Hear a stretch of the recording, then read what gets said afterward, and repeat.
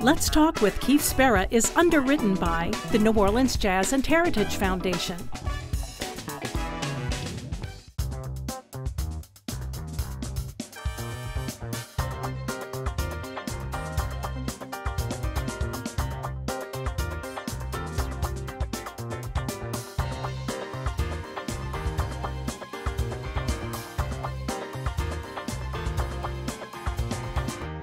Hello, I'm Keith Spera from the Times-Picayune and NOLA.com. Welcome to Let's Talk. If Willie Nelson is the reigning outlaw hippie of Texas music, my guest today is the Lone Star State's most debonair music man. For more than 30 years, he and his especially large band have crafted finely wrought albums that intermingle country, folk, gospel, blues, and Bob Wills' descended Western swing. In New Orleans, they've delivered stellar performances at Jazz Fest, the Orpheum Theater, and, on his most recent visit, Tipitina's. It is my pleasure to welcome a fellow Texas A&M Aggie, Lyle Lovett. Hello, Lyle. Hi, Keith. How are you? Did that sound like you in that intro? Well, just to be mentioned in the same sentence as Willie Nelson is a real honor. He's a hero of mine and has been so good to me over the years. I've gotten to participate in several of his birthday concerts and farm aids, and just getting to know him is one of the great things about playing music. Getting to do what you do. That's right. Well, I mean, you guys are part of the Texas Pantheon, you know. So playing Tipitina's, I saw the first show at Tips. In defiance of all laws of physics and geometry, you managed to wedge all, 14 members of the band and yourself on the Tipitina's stage. Why did you guys decide to play Tips this time? You know, Tipitina's is just such a classic venue, and it gave us a chance to. I mean, when you're at Tipitina's, you just really feel like you're in New Orleans, and you can feel all the history of that great venue. I mean, I couldn't help but play some Neville Brothers, between the sets last night for music. But it's just a quintessential New Orleans venue, and it gave us a chance to be here more than one night. So that's right. That's right. You know, the rafters in Tipitina's are covered with old show posters from throughout the club's history. There's one up there from the night in 1986 when you opened for Bonnie Raitt at Tips, and there's a special aspect to that poster. Well, and I have a poster from that night. But they misspelled my name, or they didn't misspell it. They added to it. They put an S on the end of it. So I'm used to people putting an E on the end of my name, but Tipitina's put an S on the end. So I'm really proud of that. And it was that tour with Bonnie Raitt really was pivotal for me. It introduced me to her audience and the kind of folks that would continue to support me. We did about 6 weeks with Bonnie that fall, and she had her band with Johnny Lee Shell on guitar, and Hutch Hutchinson was playing bass with her even in those days. Tony Braunagel was playing drums, and I was with my friends James Gilmer and John Hagen. John Hagen played cello and James played congas, so it's just the three of us, and we opened for her across the South and had a wonderful tour with her. Maybe that poster was meant to say Lyle Lovett's Trio. Maybe there was it was an apostrophe S and the trio got cut off, perhaps. Maybe, yeah. I didn't see the apostrophe. I'm really proud of that poster. That's great. So you have one at the house. I've got one at my office. That's awesome. It's a nice little ego check every now and then. Exactly.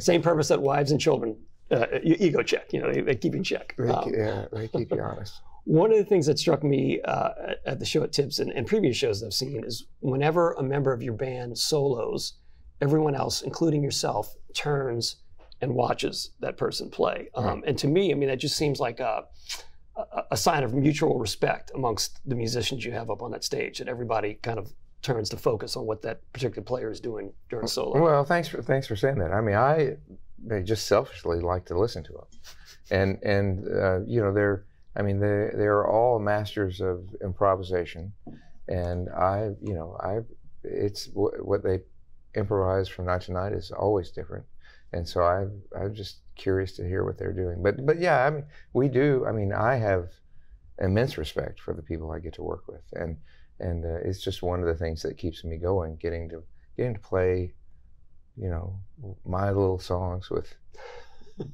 icons in the business like Russ Kunkel on drums and Leland Sklar on bass, and you know, the professor of saxophone at the University of North Texas, Brad Lely, on alto, and the professor of jazz ensemble at Georgia Tech, Mace Hibbard, on tenor. You know, one of the original members of the Muscle Shoals Horns, Charles Rose, on trombone. Well, you mentioned Russ and Leland. I mean, between the two of those guys, I mean, they played, in the 70s, they were playing on James Taylor records, Carole King records, Jackson Browne records. Leland played with Phil Collins, and Well, exactly. I mean, everybody. Those guys have played with everybody. And Exactly.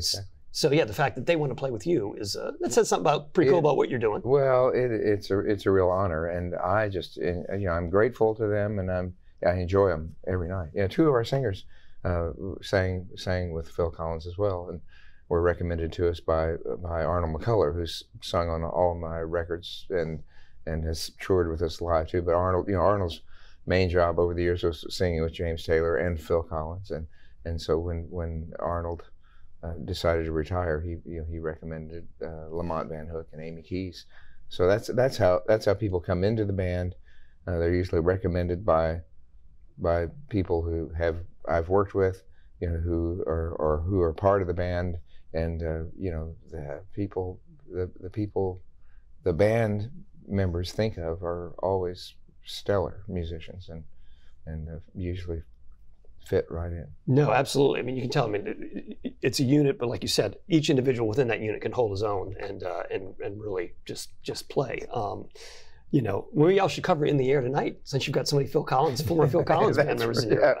Yeah. The only problem with that would be the singer. Yeah, that would be great. The band could handle it just fine. It's got that little slouch for a singer there. So yeah, right. If you're just tuning in, my guest today is singer-songwriter Lyle Lovett.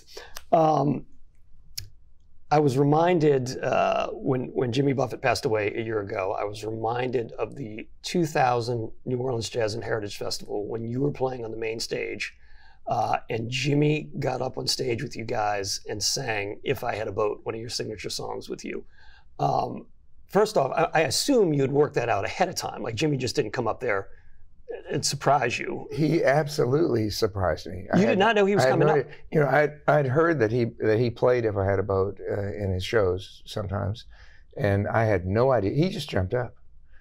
I had no idea he was coming up, and there was Jimmy Buffett all of a sudden, and it was great fun.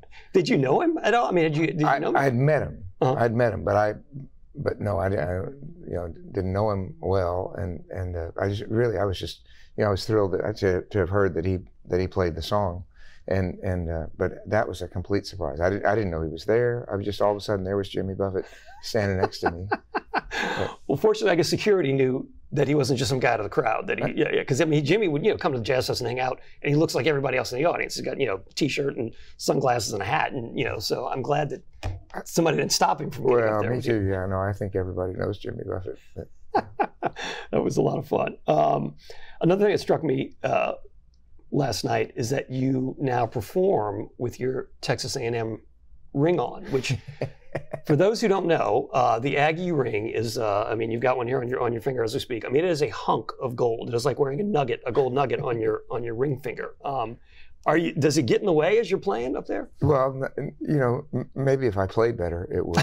But the way I play, that's just fine. No, I've gotten used to it, and for years, when I first got my ring, it was a little bit small, and so I didn't wear it all the time. I wore it, for Aggie occasions, and when I thought it was appropriate, and always sort of assumed it would be difficult to play with. But since I've gotten it resized and wear it all the time, it feels just fine on my finger, and I'm happy to represent.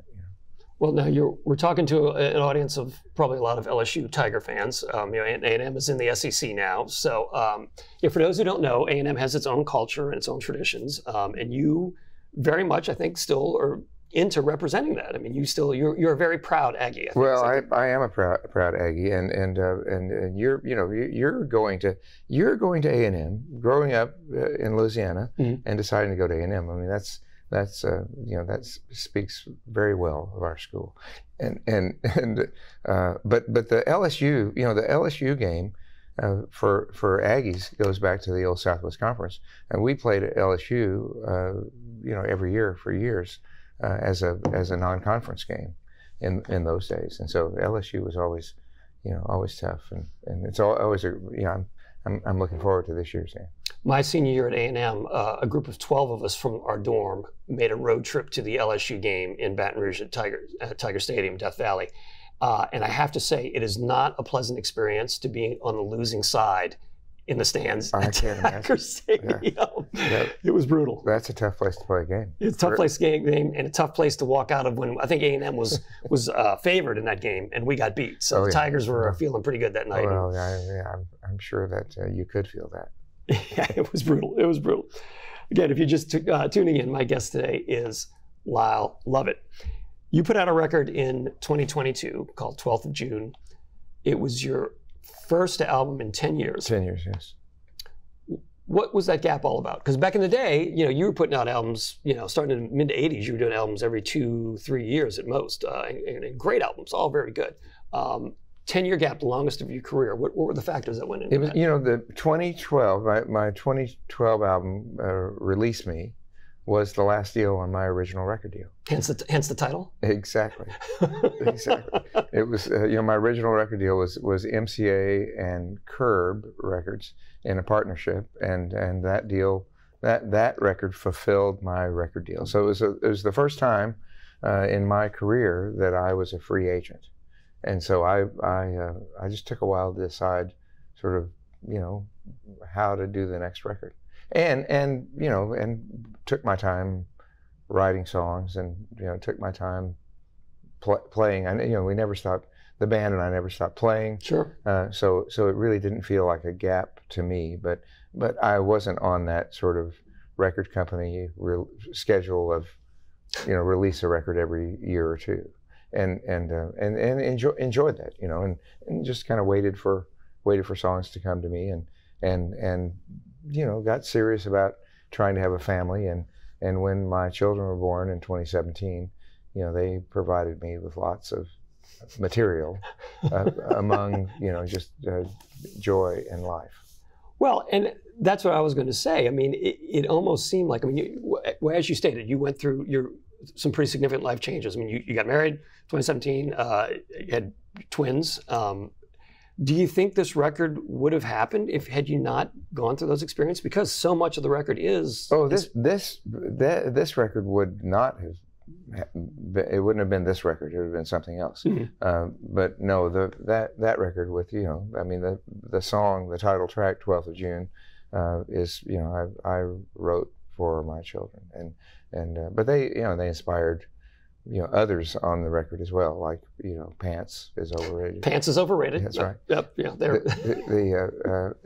But I found myself just singing to them spontaneously, really, just to change the direction of whatever might be going wrong at the moment. But they just they sort of gave me tunes. Things would just pop into my head. Pig Meat Man was just a result of how much my little boy loved bacon when he first started eating solid food. So. Pig Meat Man. I mean, you haven't licensed that to Hormel yet or anything? They haven't called. Jimmy Dean Sausage or somebody? I'm waiting for him. Cash that check. But it's true. I mean, life, all of my songs over the course of my career have been inspired by, real parts of my life. I mean, I haven't had sometimes I think about writing songs in the way of, sometimes you don't have to write things, you just have to write them down. Write down the things that happen. That's happening around you. That's right. Yeah. Right. So were you a big fan of flour tortillas around the time of Nobody Knows Me? I'm still a big fan of flour tortillas. I've stopped drinking milk in my coffee, but yeah, I'm a big fan of flour tortillas. And cheeseburgers? Well, yeah. Here I am. I love to eat. I like corn tortillas too. All right. Yeah. Well, let the record reflect that you're not married to flour tortillas just because of the lyric to the song. Right. Sometimes it's about how many syllables you need. But no, I do like flour tortillas. Yeah. Speaking of how many syllables you need, your children did you an enormous favor by being born in June instead of February. I think 12th of February would be a little bit trickier to sing than 12th of June. It is true. I mean, in making up a song and finally, getting it in its final form, sometimes you have to think about how words sound or how they sing. Right. It's not just the words that from a poet sense you want to be there. It's the words that fit with the rhythm of the song, and you've got to tweak sometimes. You got to do a little. Well, sometimes you do. Yeah. And sometimes you have to keep tweaking. Keep tweaking, which leads to long delays between albums sometimes if you don't have somebody. No, I think you tweaked just enough on this record. I mean, it is from start to finish. I love that you started off with Cooking at the Continental, the Horace Silver instrumental. It's an instrumental that we've played in the large band for typically over the years. Going back to some of our earliest shows, we would start our live shows with an instrumental as an overture, really, just to give the audience a glimpse at what was in store for them the rest of the show, and give them a chance to hear the band and to realize, oh wow, these guys are serious. Yeah. And when they solo in that instrumental, you can see their chops, and I love that. I love for the band to say, here we are. And the first tune was suggested by an alto player that I worked with in those days from Phoenix named Steve Marsh, and he suggested the Blues Walk, and I think he even suggested Cooking at the Continental, and over the years we have a handful of instrumentals that we play at the top of the show, but Cooking at the Continental is one that we hadn't recorded in the studio, hadn't documented.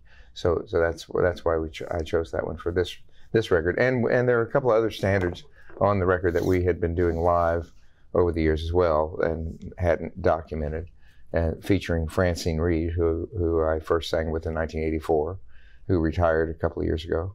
But I wanted to make sure that we documented those performances with Francine.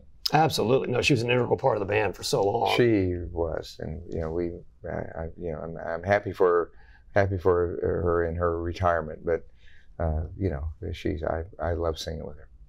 Very good. If you're just tuning in, my guest today is Lyle Lovett. I want to go back to another one of the tracks on the record, Her Loving Man. That one inspired by your wife, April? Yeah, sure. Sure? Yeah. So, we kind of tease each other, but yeah, the serious part of that song really is, that when you realize that you're in a relationship, and that you're in a relationship that's it, and no matter how much you try to mess it up, you're still okay, and that's kind of where that song came from. I mean, and y'all were together for many years before you got married. We're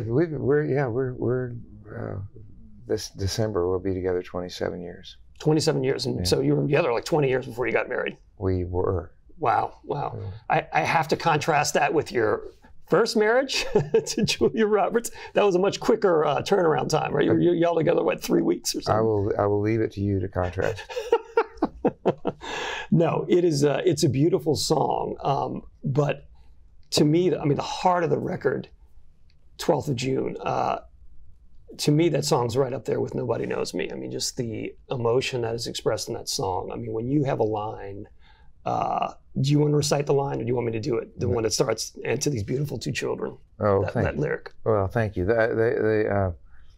Well, it's it's just how I feel, and we have on my dad's side of the family, we have a family cemetery, and so that's where the song is set, and I've written several songs over the years from the point of view of the dead guy at the funeral, and so it's kind of a tradition in my thinking, really. Is that, what does that mean? I wonder, what does that say about you? Yeah, You like to be the know. dead guy at the funeral. Yeah, I don't know. But yeah, no, it's a song.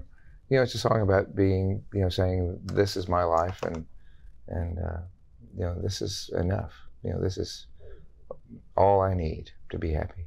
Let me read the lyrics just for those that don't know the song. And to these beautiful 2 children, and to my sweet and tender wife, I will love you 3 forever, though I fly beyond this life.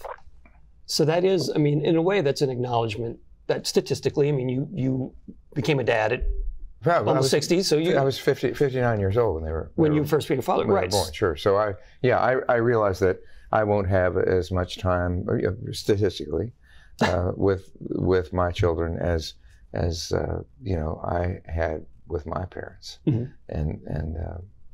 And I know how important my relationship with my parents has been to me over the years, from the very beginning to now. I lost my dad in 1999, but I still have my mom. My mom will be 95 in November, and I'm so lucky to have her, and so grateful that she, you know, that my children know her, and that it means the world to me.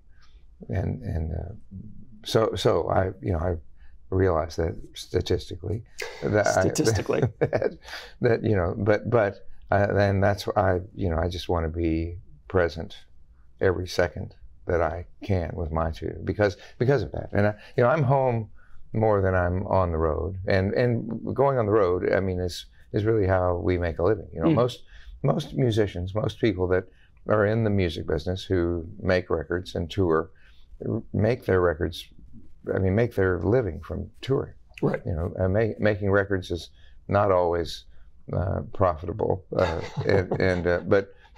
are, you know, essential, you know, in getting your music out to folks, and sure, and getting them to be interested enough to come to shows. But playing live is really how most of us make a living, and so that's what I still do.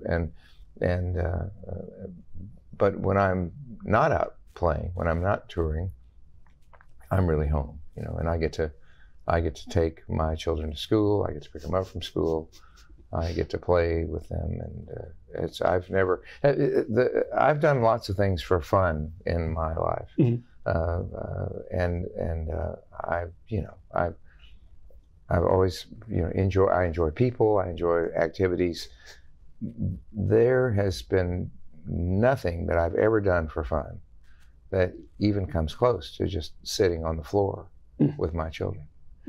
My buddies, who are all grandparents at this stage, you know, teased me when we were expecting, and would say, "Oh, is your life going to change?" But what they were right. Mm-hmm. But what they didn't tell me is that your life doesn't change in a single way that you don't want it to. Mm-hmm. I mean, it's not. I don't feel like I've given anything up to become a dad. I feel like I've just added just the best parts, you know, to that I had no idea about. They just all of a sudden came into my life, and it really, becoming a father has just enhanced every aspect of my life.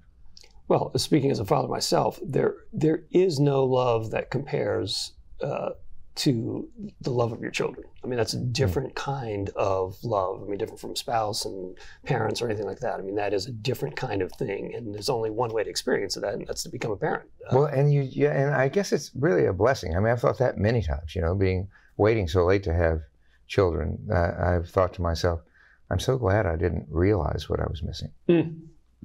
Because you would have been sad. Gosh, yes. and I realize that having children is not for everybody, but if a person is inclined to want to have children, I just think it's the best thing in the world. And you get songs like Pig Meat Man out of it. So I mean, you know, there you go. And even sillier songs.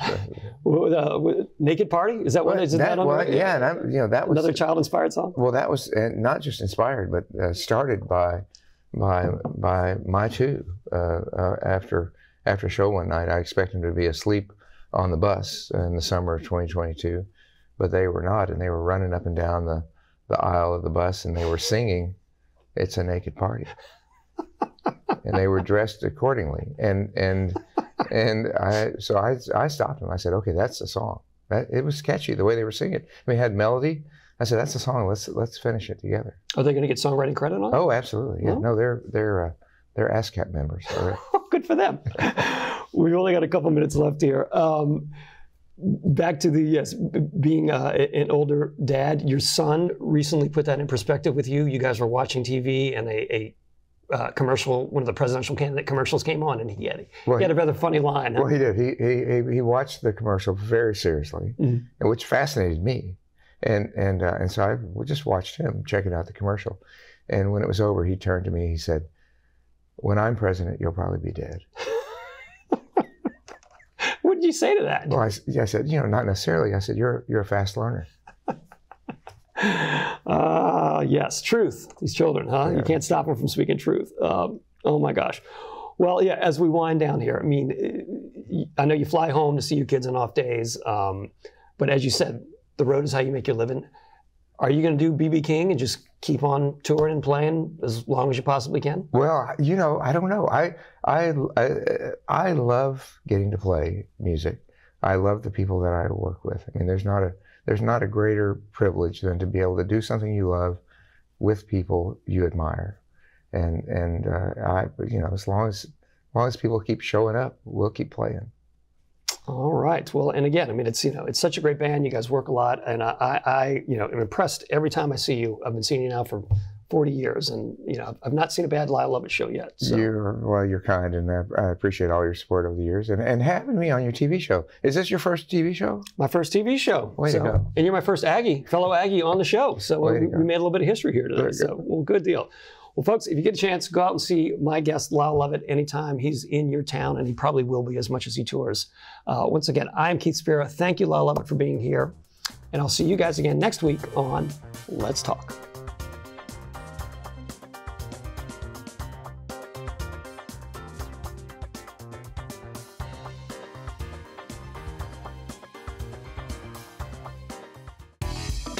Let's Talk with Keith Spera is underwritten by the New Orleans Jazz and Heritage Foundation.